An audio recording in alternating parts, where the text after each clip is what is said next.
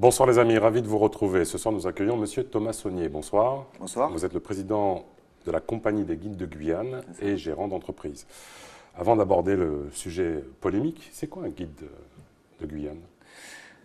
Un guide en Guyane, c'est quelqu'un qui a la vocation d'emmener des gens, alors un guide professionnel, dans le milieu naturel, donc ici c'est bien souvent en forêt, contre rémunération. Donc ça implique un tas de règles, une réglementation liée à ce métier, très axée sur la sécurité, mais aussi la découverte du milieu naturel, des populations, de l'histoire de la Guyane.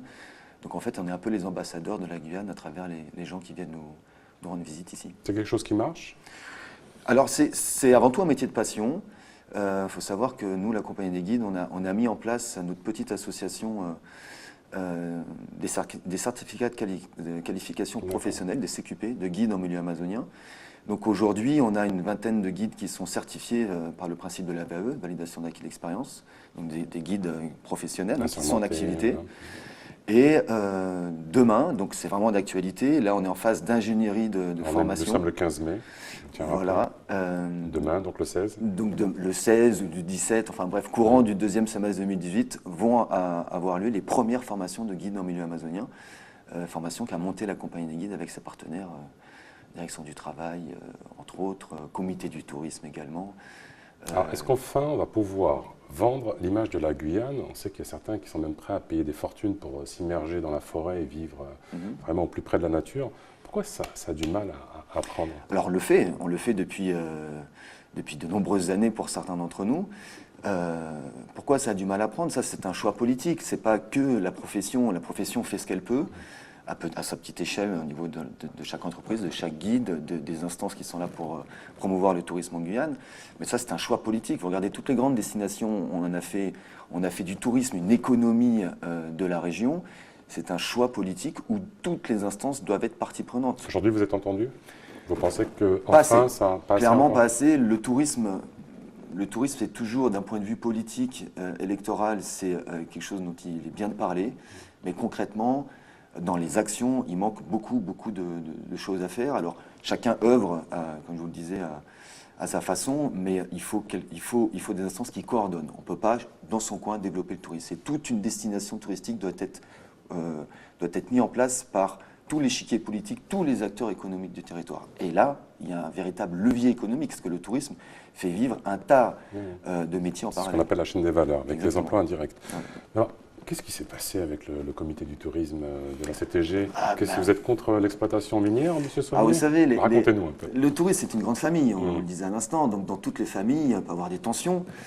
Bon, j'explique un peu aux téléspectateurs. Il y a un projet d'exploitation minière qui se trouve à proximité Oui, sur le bassin du Kourou. Voilà, et fronde des opérateurs touristiques. Alors, expliquez-nous la polémique. Alors, très rapidement, pour donner le contexte, le bassin du Kourou, aujourd'hui, c'est 5 campements touristiques isolés. Quand on parle d'isolés, c'est accès pirogue, sur les 7 référencés en Guyane.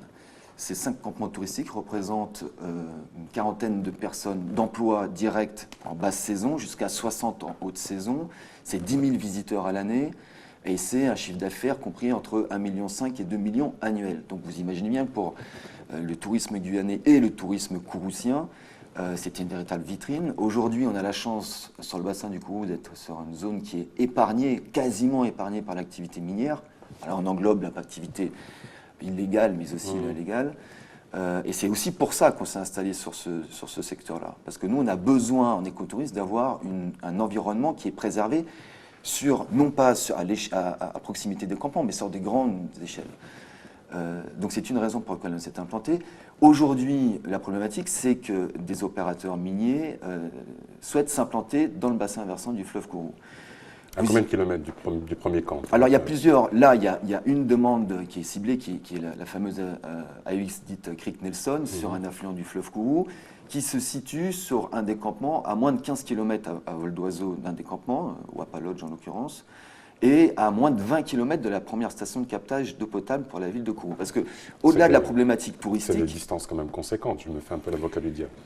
Conséquentes, mais enfin, vous imaginez bien qu'ici, s'il y a pollution, c'est l'eau qui va véhiculer cette pollution, et 20 km pour l'eau, c'est dérisoire. Enfin, Après, c'est une histoire de concentration. À chaque fois, s'il y a pollution, c'est une histoire de concentration, voire l'impact que ça peut avoir. Donc, au-delà d'un secteur économique qui est incompatible, exemple, l'écotourisme est incompatible à tout développement minier sur le même secteur, c'est un fait, c'est comme ça, on n'y peut rien. Nous, on est installés sur la zone depuis plus de 20 ans. Les campements de la place, ça fait entre 15 et 20 ans pour les plus anciens qui sont installés là, qui travaillent, qui génèrent de l'activité. En fonction justement de cet cet environnement écologique. Voilà, d'un secteur très particulier. Qu'est-ce qui s'est passé? Pourquoi l'aval de l'ARS pour le projet minier, l'aval du comité de tourisme? Mais qu'est-ce qui se passe? Racontez-nous un peu. C'est exactement les interrogations qu'on a. On a sur ce dossier écrit Nelson de nombreuses interrogations, de nombreuses aberrations. Alors, entre autres, dans les plus grandes, c'est le positionnement de l'ARS, qui a donné un avis favorable à l'installation de cette mine, alors que le bassin du Kourou, c'est au-delà, je vous disais, de la partie économique, écotouristique qui est développée depuis des décennies, c'est l'eau potable. Et ce n'est pas que l'eau potable de Kourou, c'est également l'eau potable avec la station de captage de Matiti, de Makouria, Montsinéry, jusqu'à Soula, voire Cayenne en parallèle de la Comté. Donc aujourd'hui, le Kourou représente l'accès à l'eau potable de plus de 100 000 Guyanais. Donc quand on est, j'imagine, quand on est en position de l'ARS, l'Agence régionale de santé, le principe de précaution devrait primer avant tout. On sait que l'activité minière, même encadrée, même extrêmement bien faite, est une activité à risque. Elle est, selon 2 ONG internationales, une suisse, une américaine, l'activité minière et l'orpaillage artisanal, et dans les activités industrielles, les plus polluantes au monde, dans le top 10 des activités les plus polluantes au monde. Donc il y a des risques. Aujourd'hui, on en est où? Sur la UX Nelson. Alors la UX Nelson, elle est passée... Rapidement, s'il vous plaît. Elle est passée en commission des mines. Elle a eu un avis favorable, malheureusement, un vote d'écart. Et là, une autre aberration, c'est que le comité du tourisme a voté favorable à la mine.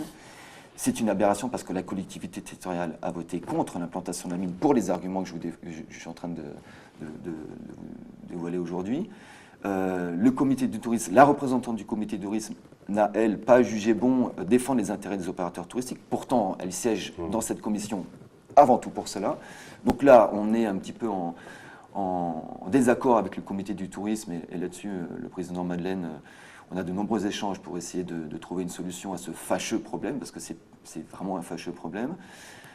Donc, à un vote près, il y a eu un accord favorable en commission des mines. Ceci dit, par la proximité des stations de captage, cette demande doit passer dans une nouvelle commission qui est le CODERS, qui a été reportée dernièrement pour des problèmes. Donc c'est au niveau du CODERS que tout va jouer.